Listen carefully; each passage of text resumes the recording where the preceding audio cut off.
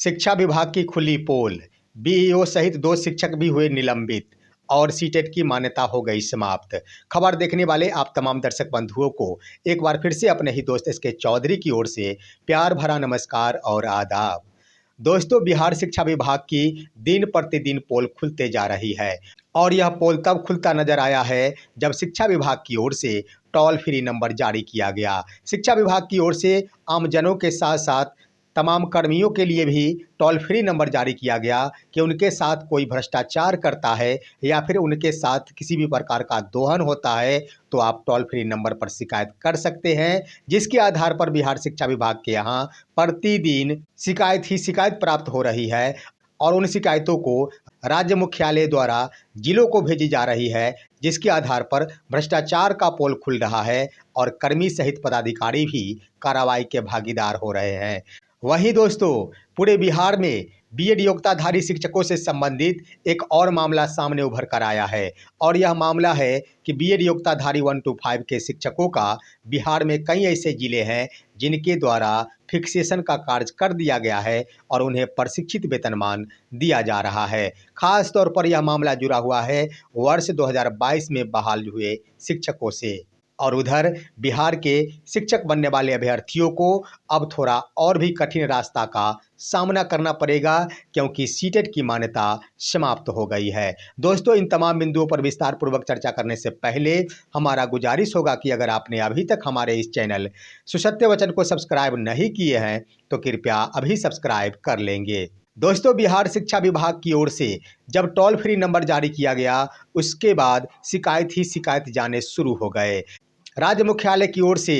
जिस जिले से शिकायत की जा रही है उस जिला के जिला पदाधिकारी को इसकी सूचना दी जा रही है, जिसके आधार पर कार्रवाई भी की जा रही है। इसी का परिणाम है कि अब मुंगेर जिला भी कार्रवाई के क्रम में आगे आ गया है। दोस्तों, बताते चले कि राज्य मुख्यालय को टोल फ्री नंबर पर ही शिकायत प्राप्त हुई थी, जिसके आधार पर यह सूचना दी गई थी कि उत्क्रमित उच्च माध्यमिक विद्यालय श्रीमतपुर में शिक्षकों के द्वारा प्रैक्टिकल के नाम पर 100 रुपए की मांग छात्रों से की जा रही है और इसकी शिकायत छात्र के द्वारा शिक्षा विभाग बिहार पटना को किया गया था, जिसके एवज में जिला पदाधिकारी मुंगेर अवनीश कुमार को राज्य मुख्यालय की ओर से इसकी शिकायत भेजी गई। त्वरित कार्रवाई करते हुए जिला पदाधिकारी अवनीश कुमार के द्वारा इस भ्रष्टाचार पर जांच बिठाने का आदेश दिया गया और इसकी जांच अन्य प्रखंड के पदाधिकारी के द्वारा किया गया। जांच के क्रम में पाया गया कि वास्तव में उत्क्रमित उच्च माध्यमिक विद्यालय श्रीमतपुर के 2 शिक्षकों के द्वारा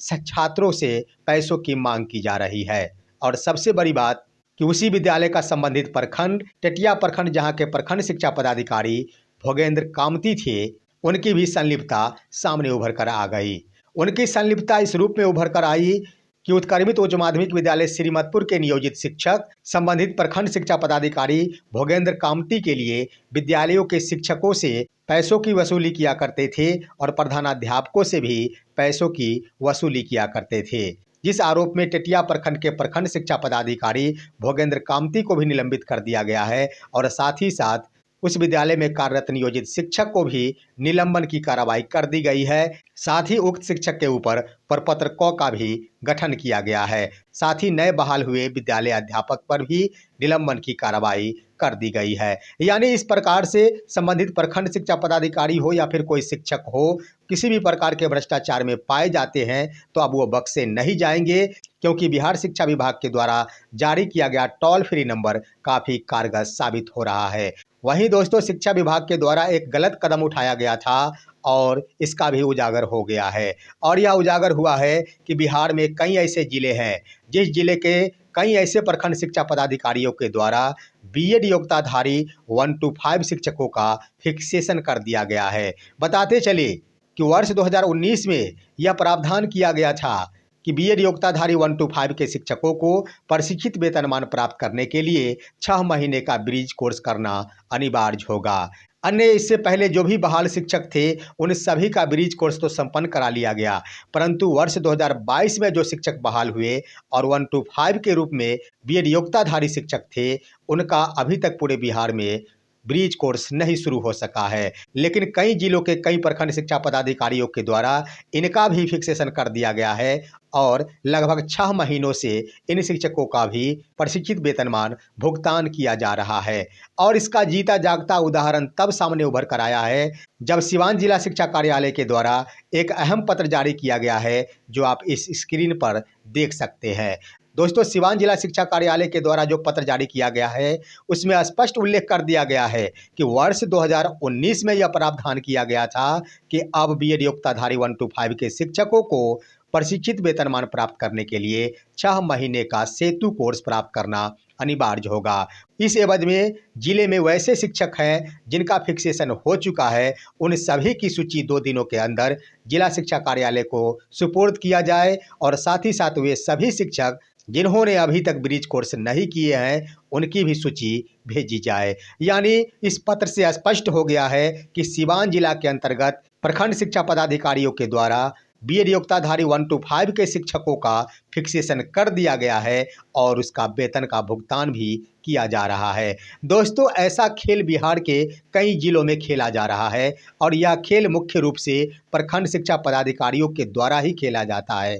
इसका मुख्य कारण ये होता है कि शिक्षकों से पैसों की वसूली की जाती है, पैसों की मांग की जाती है। शिक्षकों को यह लगता है कि अभी पैसे दे देने से उनका काम हो जाएगा, लेकिन उन्हें यह नहीं पता होता है कि आने वाले दिनों में उन सभी को वेतन लौटाना पड़ेगा। एक बार फिर से वही खतरा का बादल मंडराना शुरू हो गया है सिवान जिला के शिक्षकों के ऊपर, क्योंकि उन्होंने अपना फिक्सेशन तो करा ली, लेकिन उन्हें नहीं मालूम था कि अब पैसा भी वापस करना पड़ेगा। इतना ही नहीं, यह तो सिर्फ एक जिले का मामला है, पूरे बिहार में शायद ही कोई जिला ऐसा अछूता होगा जहां बीएड योग्यताधारी 1 to 5 के शिक्षकों का फिक्सेशन नहीं हुआ होगा। और ऐसी बात नहीं है कि यह भूलवश हो गया है। प्रखंड शिक्षा पदाधिकारियों के द्वारा कहा जाता है कि यह फिक्सेशन भूलवश हो गया है, परंतु जानबूझकर किया जाता है, पैसों की उगाही करने के लिए किया जाता है, यही सोचकर कि तब तक अगर ब्रिज कोर्स पूरा कर लिया जाता है तो इन शिक्षकों को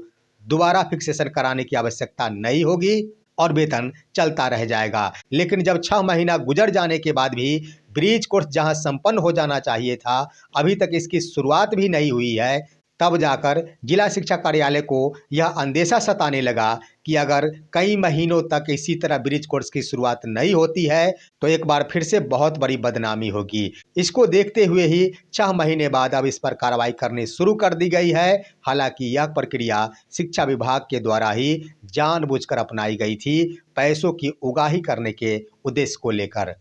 वहीं दोस्तों, बिहार में शिक्षक बनने वाले अभ्यर्थियों के लिए अब उनका रास्ता और भी कठिन हो गया है। उसका मुख्य कारण यह है कि सीटेट की मान्यता समाप्त हो गई है। मामला पूरे देश से संबंधित नहीं है, मामला भारत का सिर्फ एक राज्य झारखंड राज्य से जुड़ा हुआ है। दोस्तों, बताते चले कि झारखंड राज्य के द्वारा सीटेट की मान्यता समाप्त कर दी गई थी। उसके बाद शिक्षकों के द्वारा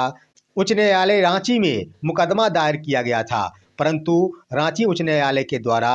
सरकार के पक्ष में ही फैसला दिया गया था कि यह राज्य सरकार के ऊपर निर्भर करता है कि वो सीटेट की मान्यता दे या फिर नहीं दे। उसके बाद शिक्षकों के द्वारा सर्वोच्च न्यायालय का दरवाज़ा खटखटाया गया और माननीय सर्वोच्च न्यायालय के द्वारा आज ही अहम फैसला सुना दिया गया है कि सीटेट की मान्यता झारखंड राज्य के लिए नहीं रहेगी, यह राज्य सरकार पर निर्भर करता है। दोस्तों, वैसे यह पहला राज्य नहीं है, इससे पहले भी हरियाणा जैसे कई ऐसे राज्य हैं जहां सीटेट की मान्यता नहीं है। दोस्तों, बताते चले कि झारखंड राज्य के लिए जो फैसले सुनाए गए हैं उसमें स्पष्ट फैसला दे दिया गया है कि झारखंड राज्य में जेटेट परीक्षा में उत्तीर्ण अभ्यर्थी ही शिक्षक बन सकेंगे। यानी अब झारखंड राज्य के अभ्यर्थी अगर जेटेट पास करते हैं तभी वो शिक्षक बन पाएंगे, सीटेट के आधार पर शिक्षक अब नहीं बन पाएंगे। इस तरह से दोस्तों, बिहार के अभ्यर्थियों के लिए काफ़ी चुनौती बढ़ गई है। अब निश्चित रूप से बिहार से सटे झारखंड राज्य के अभ्यर्थी अब अपने पड़ोसी राज्य बिहार पर ही निर्भर हो गए हैं, क्योंकि उनके पास सीटेट प्रमाण पत्र है और वो उसमें उत्तीर्ण हो चुके हैं। बिहार सरकार के द्वारा अभी तक सीटेट की मान्यता दी गई है, जिसके कारण वैसे भी राज्य के अभ्यर्थी बिहार में आ जाते हैं जहां सीटेट की मान्यता नहीं है। इस तरह से बिहार के अभ्यर्थियों के लिए चुनौती और भी बढ़ गई है और भीड़ और भी बढ़ने की संभावना है। फिलहाल आज की खबर बस इतना ही। आप सभी हमारे इस वीडियो को लाइक करते हुए तमाम दोस्तों के पास शेयर कीजिए और अब दीजिए अपने ही दोस्त एसके चौधरी को इजाज़त। जय हिंद, जय भारत।